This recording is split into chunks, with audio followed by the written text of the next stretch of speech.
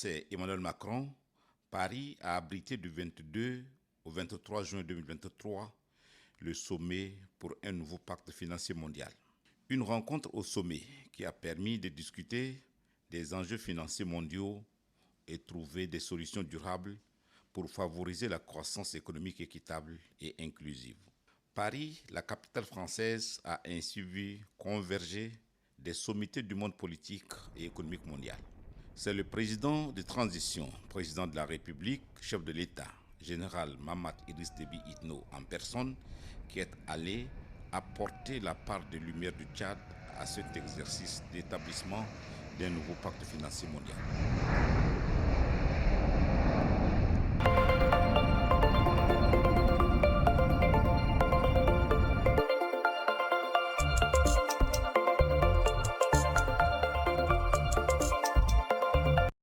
À son arrivée dans la capitale française, le chef de l'État est accueilli par le personnel diplomatique tchadien en poste dans l'Hexagone, sous la conduite de l'ambassadeur Kedala Younous Hamidi, ainsi que de quelques membres de la colonie tchadienne vivant en France. C'est sous une pluie d'applaudissements et de cris de joie que le chef de l'État, le général Mahamat Idriss Déby Itno, est descendu de l'avion, saluant chaleureusement les officiels et la colonie tchadienne qui ont fait le déplacement de l'aéroport pour l'accueillir.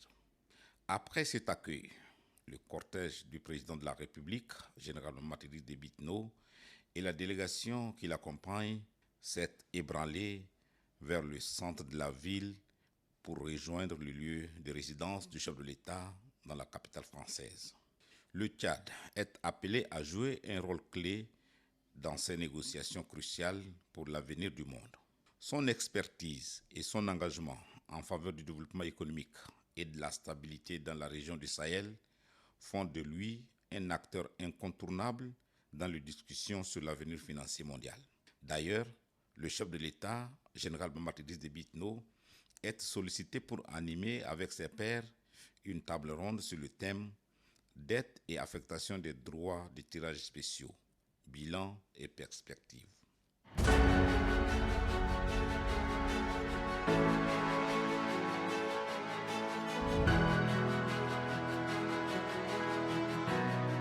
Mercredi 21 juin, le chef de l'État, arrivé la veille dans la capitale française, a rendez-vous au palais de l'Élysée avec son homologue Emmanuel Macron. C'est dans une ambiance solennelle et avec les honneurs dus aux grands hôtes que le chef de l'État, général Mahamat Idriss Déby Itno, est accueilli par le président Emmanuel Macron sur le perron de l'Élysée.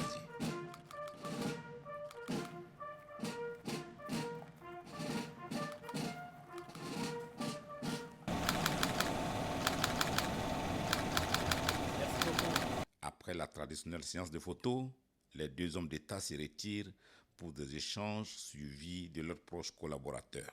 Leur tête-à-tête a été marqué par des discussions approfondies sur les questions bilatérales et l'annonce d'un nouveau pacte financier mondial qui va ouvrir la voie à une coopération renouvelée entre les deux pays. Les deux dirigeants ont exprimé leur volonté commune de renforcer les relations entre le Tchad et la France, mettant en avant l'importance d'une coopération mutuellement bénéfique. Le chef de l'État, général Mahamat Idriss Déby Itno, a souligné les efforts déployés par le Tchad dans la consolidation de la transition politique en cours et a exprimé sa gratitude envers la France pour son soutien continu. De son côté, le président Emmanuel Macron a salué les efforts du Tchad, notamment les réformes socio-économiques et politiques engagées, avant de réitérer son engagement à travailler de concert avec tous les pays amis du Tchad pour l'aboutissement heureux du processus de transition en cours. Outre ces questions, d'autres sujets bilatéraux tels que la sécurité régionale et la lutte contre le terrorisme ont été abordés. Les deux dirigeants ont convenu de la nécessité de poursuivre et de renforcer la coopération dans ces domaines cruciaux pour garantir la stabilité et la paix tant au Tchad que dans la région du Sahel.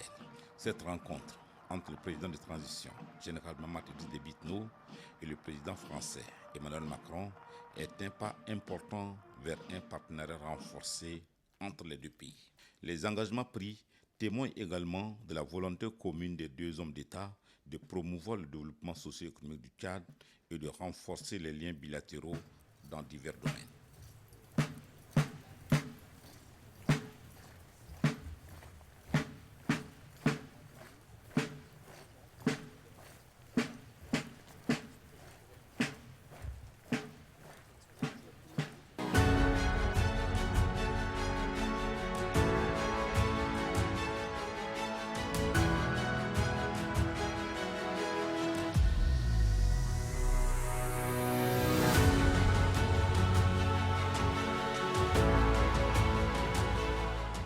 Jeudi 22 juin 2023, Paris brille aux couleurs et au son du sommet pour un nouveau pacte financier mondial. C'est le grand auditorium du Palais Brongniart de Paris qui a abrité la cérémonie d'ouverture.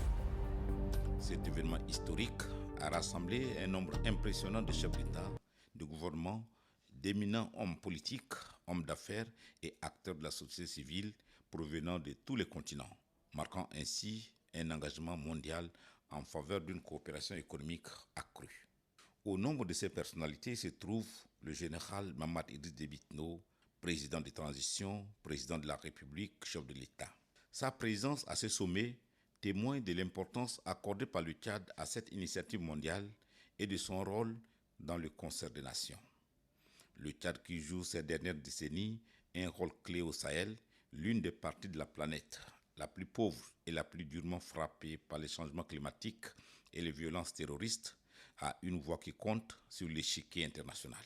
La cérémonie d'ouverture a été marquée par plusieurs interventions de premier plan, dont celle du président français Emmanuel Macron, de Mahmoud Bazoum, président du Niger, et du secrétaire général des Nations Unies, Antonio Guterres. Dans leur discours inspirant, ils se sont accordés à l'urgence d'atteindre les objectifs du développement durable fixés par les Nations Unies et ont appelé à une coopération mondiale renforcée pour y parvenir. Pour le président français Emmanuel Macron, la mise en place d'un nouveau pacte financier mondial permettant de faire face aux enjeux économiques actuels et favoriser une croissance durable et inclusive est un impératif. Aussi a-t-il appelé à une coopération internationale accrue pour lutter contre la pauvreté. Le président Mohamed Bazoum, parlant au nom de l'Afrique et du Sahel, dont le Niger fait partie, voit en ce sommet un jalon important dans la marche pour un avenir commun de l'humanité. Plaidant pour plus de solidarité et de complémentarité entre les États pour faire face aux défis de la pauvreté, il a résumé son intervention par un adage africain qui dit « La vache qui a bu et celle qui n'a pas bu ne marcheront pas ensemble ». Le secrétaire général de l'ONU, Antonio Guterres, a quant à lui fait le lien étroit entre le secteur financier, les crises mondiales et l'atteinte des objectifs du développement durable. Antonio Guterres a appelé à une mobilisation mondiale pour investir dans des projets durables et résilients, favorisant ainsi la transition vers une économie plus inclusive. Ce sommet historique a été une étape cruciale vers une coopération économique mondiale renforcée. Les dirigeants présents ont eu l'opportunité de partager leurs idées, de forger des alliances et de formuler des stratégies pour relever les défis financiers mondiaux et promouvoir un développement durable à échelle internationale, renforçant l'espoir d'un avenir économique plus juste et prospère. Les résultats de ce sommet devant ouvrir la voie à un avenir où les objectifs de développement durable seront atteints et où la coopération mondiale sera au cœur de la finance planétaire.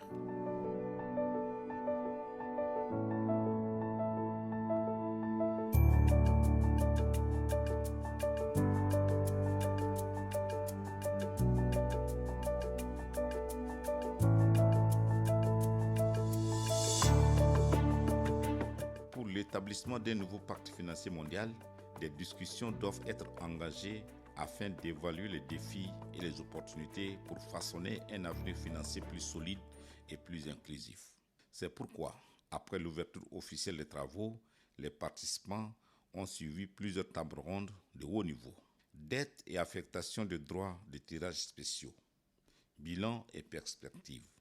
Tel est le thème d'une des tables rondes que le président de transition, président de la République, chef de l'État, général Mahamat Idriss Déby Itno, a conjointement animé avec Kais Saïed, président de la République tunisienne, Ranil, président de la République démocratique socialiste du Sri Lanka, Edouard Guerente, Premier ministre du Rwanda, Dr Akinwumi Adesina, président du groupe de la Banque africaine de développement, et Madame Kristina Georgieva, présidente du Fonds monétaire international.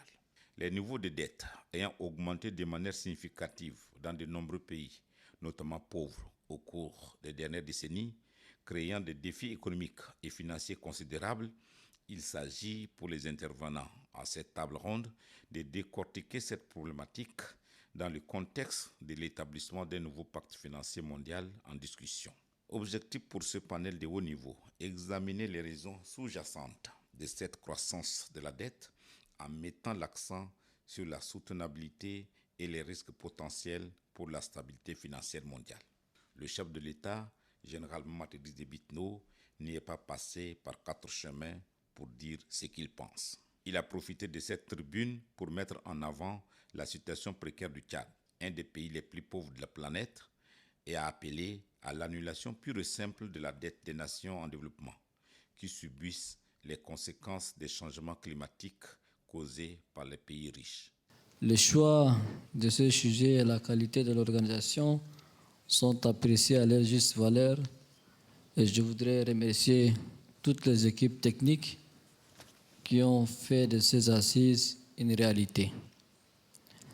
Le Tchad est honoré de partager son expérience en matière de traitement des dettes au sein du cadre commun. Étant le premier pays à porter l'ambition du cadre commun dans un contexte global et régional marqué par une extrême volatilité, nous sommes parvenus en novembre 2022 à un accord sur le traitement de sa dette extérieure au sein du cadre commun avec son principal créancier commercial et le comité des créanciers bilatéraux officiels co-présidés par la France et l'Arabie saoudite. Nous saluons ici l'ensemble de ces partenaires de développement dont le Fonds monétaire international et le secrétariat du Club de Paris pour leur soutien continu tout au long du processus de négociation. Le cadre commun représente une avancée positive pour l'architecture de résolution des crises de dette souveraines à travers une approche coordonnée et simultanée des dettes bilatérales et commerciales extérieures. Il a contribué à structurer un processus d'engagement et de négociation constructive avec les principaux créanciers commerciaux extérieurs du Tchad. Le paramètre du traitement de la dette conclu en novembre 2022 au titre du cadre commun permet de restaurer la soutenabilité de la dette publique tchadienne. Le Tchad forme le vœu que le précédent établi en novembre dernier offre des éclairages utiles pour le processus de renégociation en cours et futur pour les pays les plus vulnérables. Nous sommes tous conscients des enjeux en matière de rétrocession des DTS. En tant que principal instrument du FMI pour l'octroi des prêts concessionnels, le Fonds fiduciaire pour la réduction de la pauvreté et pour la croissance a joué un rôle déterminant ces dernières années pour aider les pays à faible revenu à faire face aux chocs extérieurs. Dans ce contexte, le Tchad est convaincu de l'utilité des mécanismes de financement innovants pour permettre aux pays les plus vulnérables d'investir dans un avenir résilient, inclusif et durable. Il salue la création et envisage à cet égard d'accélérer au fonds fiduciaire la résilience et la durabilité et au guichet choc alimentaire du FMI récemment créé. Compte tenu de la fermeture des marchés des capitaux Une mobilisation plus importante des dispositifs de financement mixte ou semi-conventionnels devrait être envisagée pour les pays à faible revenu afin de lutter contre les effets du changement climatique, assurer la sécurité alimentaire et apporter des réponses aux importants défis humanitaires et sécuritaires auxquels nous sommes collectivement confrontés. Excellences, Mesdames, Messieurs, le Tchad, mon pays, est l'un des pays les plus vulnérables aux effets du changement climatique. Toutefois, nous sommes engagés sur 3 aspects.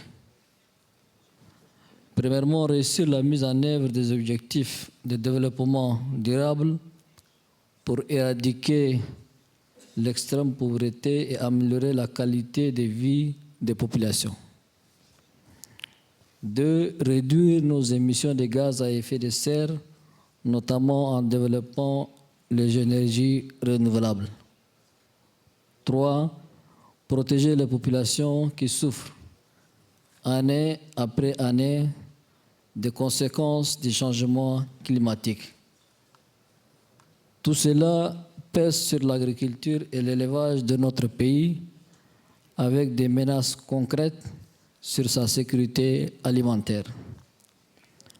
Nous vivons donc avec les conséquences directes des pertes et dommages liés au changement climatique.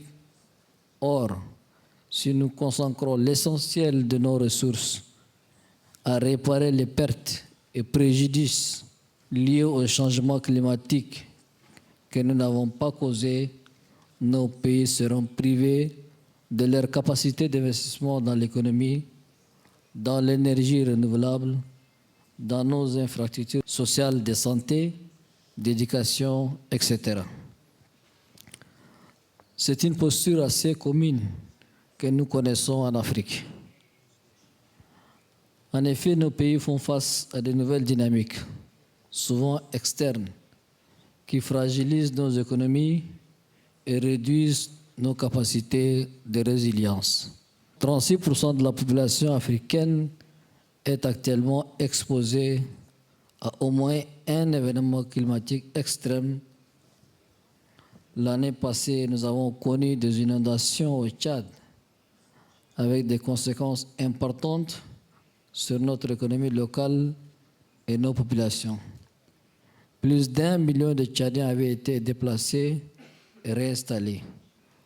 Plusieurs milliers d'hectares de cultures et de têtes de bétail avaient été décimés. Ces phénomènes risquent de se répéter et nécessitent des préparations spécifiques et une solidarité mondiale plus forte et plus spontanée. Encore récemment, nous avons pris l'engagement devant le Fonds monétaire international et la Banque mondiale de renforcer nos fonds de stabilisation à la suite d'une légère hausse du prix du baril du pétrole. Cela sans compter sur les crises multiples que connaissent nos pays voisins et pour lesquels le Tchad ne peut, par humanisme et par fraternité, ignorer. Nous avons déployé plus de 1000 hommes sur les 1300 km qui nous séparent avec le Soudan pour accueillir et sécuriser les populations soudanaises qui fuient la guerre dans leur pays. Aujourd'hui, en plus de 600 000 réfugiés sur nos sols, nous avons reçu plus de 200 000 réfugiés soudanais avec la dernière vague. Nous utilisons nos moyens propres et cela a un impact important sur notre budget et nos réserves déjà modestes. Cette situation ne peut être oubliée par les partenaires internationaux qui doivent montrer que les vies humaines méritent une attention mondiale. Mesdames, Messieurs, jusqu'à là, nous avons tous fait le constat selon lequel les besoins de développement de nos pays et de nos populations vont plus vite que les réformes que nous mettons en place pour renforcer nos recettes intérieures, censés financer ces mêmes développements.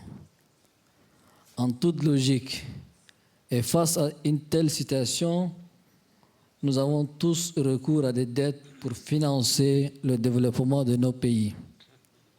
Au Tchad, avec un niveau d'endettement de 36,2% en 2023, nous sommes encore loin du seuil de 70% de la sous-région. Ces 10 dernières années, nous avons constamment investi dans la réduction de notre niveau d'endettement. Le Tchad est également le premier pays à conclure un accord de traitement de la dette extérieure au titre du cadre commun du G20, y compris avec son principal créancier privé.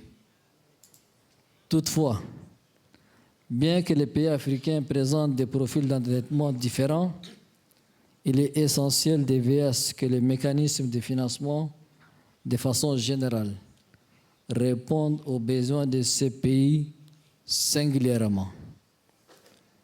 Cela voudrait dire plus de contextualisation pour mieux comprendre nos réalités, plus de flexibilité face aux changements, moins de procédures administratives et plus de ressources concessionnelles.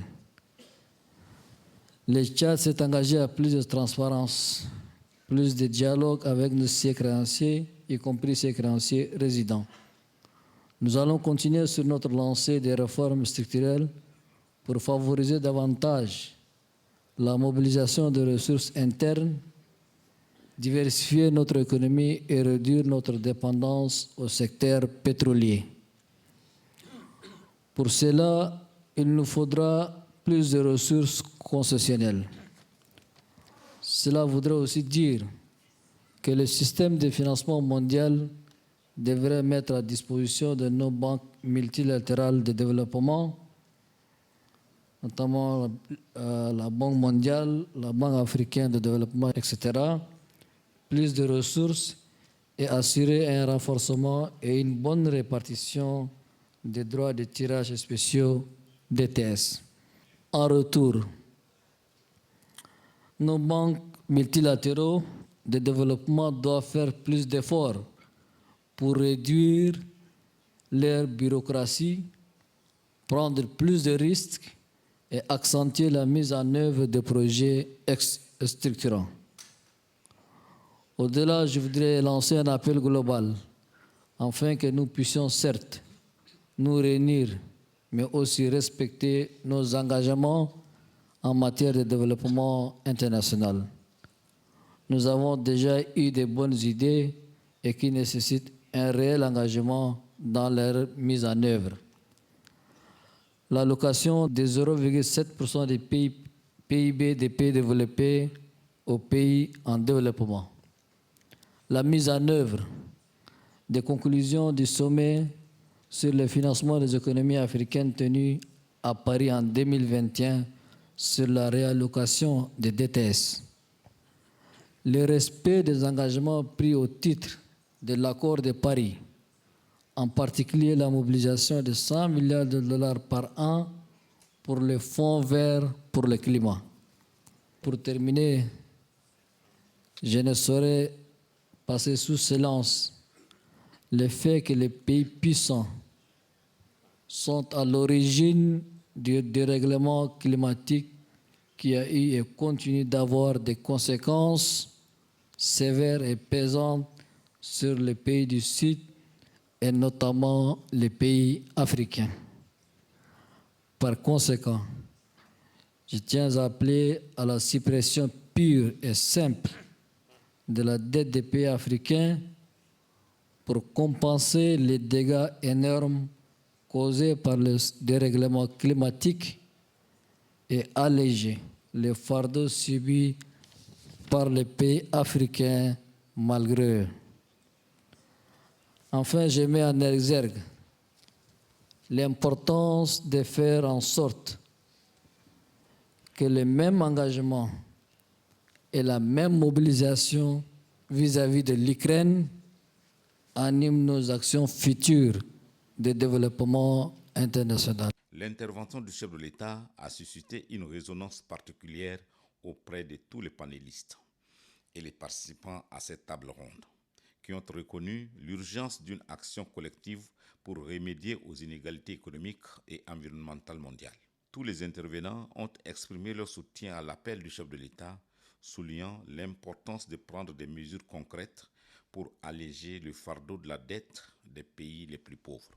Les discussions se sont concentrées sur la restructuration de la dette, l'augmentation des droits de tirage spéciaux et la mobilisation de financements supplémentaires pour les pays en développement. L'exposé du général Mahamat Idriss Déby Itno a sonné comme un appel à l'action internationale en faveur des pays les plus pauvres et la nécessité d'une solidarité mondiale pour la construction d'un avenir économiquement durable et équitable pour tous. Merci beaucoup, Président Déby. Je pense que vous avez très bien éclairé quels sont les défis des pays qui sont en première ligne de l'impact du changement climatique. Vous avez aussi partagé les avantages de cadre commun pour la dette et aussi l'importance des droits des tirages spéciaux. Je me réjouis aussi de voir l'importance du Fonds de résilience et soutenabilité ainsi que la Food Shock Window. Et j'ai dit ça parce qu'étant la vice-présidente du gouvernement espagnol et étant l'Espagne le premier pays qui a contribué à la création de ces fonds de résilience et soutenabilité, c'est toujours très important de savoir comment vous appréciez les nouveaux instruments dans lesquels on a autant travaillé. Kristalina, vous savez très bien comment on a été engagé à créer ces nouveaux instruments.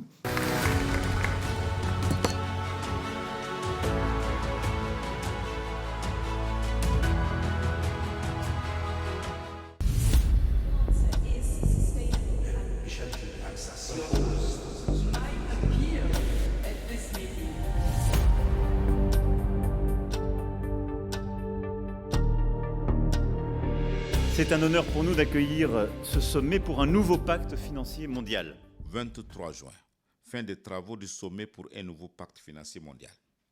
Après 2 jours d'intenses discussions et délibérations entre les dirigeants mondiaux, issus de divers secteurs, un dialogue de haut niveau, dirigé par l'hôte du sommet, le président Emmanuel Macron, est organisé pour sanctionner les travaux. Ce dialogue de haut niveau, auquel a participé le président de transition, président de la République, chef de l'État, général Mahamat Idriss Déby Itno, a été un débat direct, franc et constructif, mettant en évidence les défis auxquels le monde est confronté et les moyens à mobiliser pour y faire face.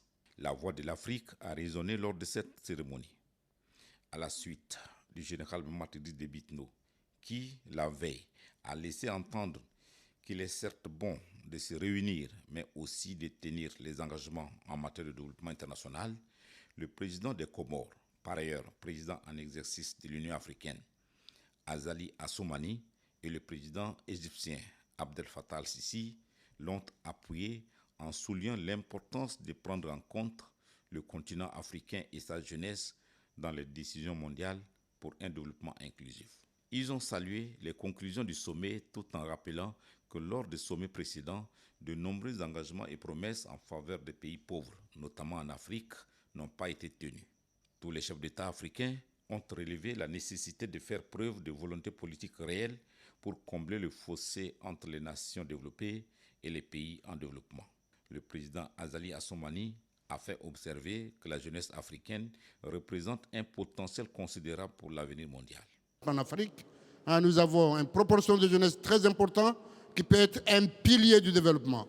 Si malheureusement ces jeunes-là, on ne les occupe pas, ça fera l'effet contraire.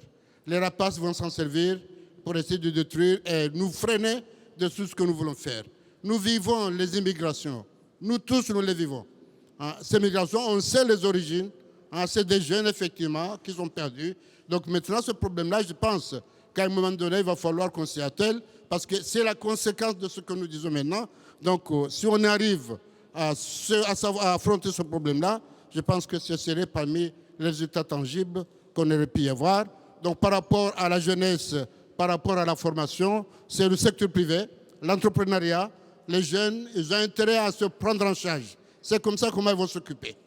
Mais si on les occupe, ils vont partir. Mais si on les apprend à se prendre en charge, je crois que ce sera plus de sécurité pour ceux qui ont l'âge de travailler, mais pour celles et ceux qui veulent se reposer, qu'ils sachent que partout où ils seront, ils pourront se reposer et qu'il n'y a pas de problème. L'Afrique regorge de talents et de ressources inexploitées. Si nous voulons construire un avenir prospère pour tous, nous devons investir dans l'éducation, l'innovation et l'autonomisation des jeunes africains. Fin de citation.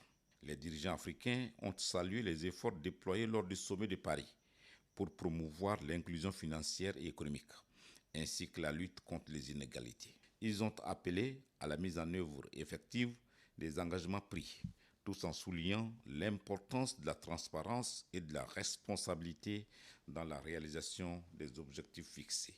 Le sommet de Paris pour un nouveau pacte financier mondial a offert une plateforme unique aux dirigeants mondiaux pour dialoguer ouvertement et exprimer leurs préoccupations communes. La prise de conscience des défis mondiaux et des mesures à prendre pour les surmonter a été au cœur des discussions. Alors que le sommet de Paris s'achève, les regards se tournent désormais vers l'avenir, avec l'espoir que les promesses faites lors de cette rencontre historique se concrétiseront. L'inclusion de l'Afrique dans les décisions mondiales et la prise en compte de ces perspectives seront des éléments clés pour construire un avenir plus juste et prospère pour tous les habitants de notre planète.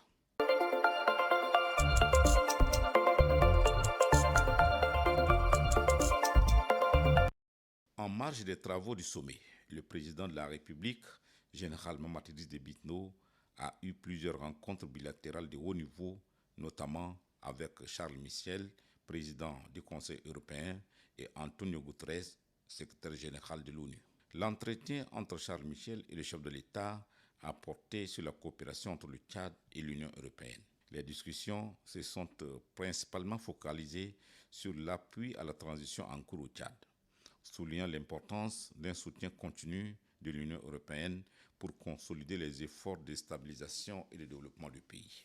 Le chef de l'État, le général Mamadi Idriss Déby, a exprimé sa gratitude envers l'Union européenne pour son engagement et son appui au Tchad. Les deux personnalités ont également exploré les nouvelles pistes de redynamisation de la coopération pour un aboutissement heureux de la transition dans la dynamique des conclusions du dialogue national inclusif et souverain. L'entretien du secrétaire général des Nations Unies, Antonio Guterres, et le chef de l'État a permis d'aborder les sujets en lien avec la conduite de la transition en cours ainsi que la crise humanitaire née de l'afflux des réfugiés soudanais dans la partie est du Tchad. Le président de la République et les patrons de l'ONU ont discuté de la nécessité d'une mobilisation accrue de la communauté internationale pour soutenir les efforts du Tchad afin de faire face à cette situation humanitaire préoccupante. Le président de transition a relevé l'importance d'une assistance humanitaire urgente pour répondre aux besoins des réfugiés et a appelé à une solidarité internationale renforcée pour atténuer les conséquences de cette crise sur le Tchad. Ces deux rencontres de haut niveau démontrent la vitalité de la diplomatie tchadienne et l'engagement du chef de l'État à miser sur la coopération internationale pour trouver des solutions concertées aux défis auxquels fait face le Tchad. En mettant l'accent sur l'appui à la transition en cours et la gestion de la crise humanitaire, le président de transition, général Mamadi Idriss Déby, a montré sa détermination à travailler avec le soutien de ses partenaires internationaux pour promouvoir la stabilité et le développement du Tchad et le bien-être des Tchadiens.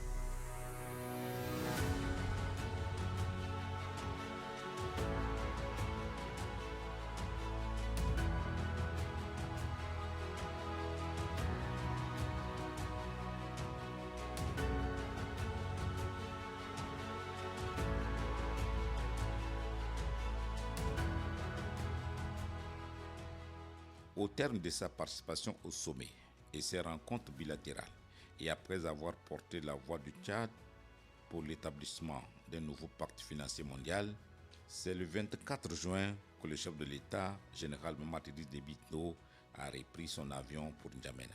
À son arrivée à N'Djamena, il est accueilli par le Premier ministre de transition, Saleh Kebzabo, le chef d'état-major général des armées, quelques membres du gouvernement, des membres du secrétariat général et du cabinet civil de la présidence de la République et le maire de la ville de N'Djamena.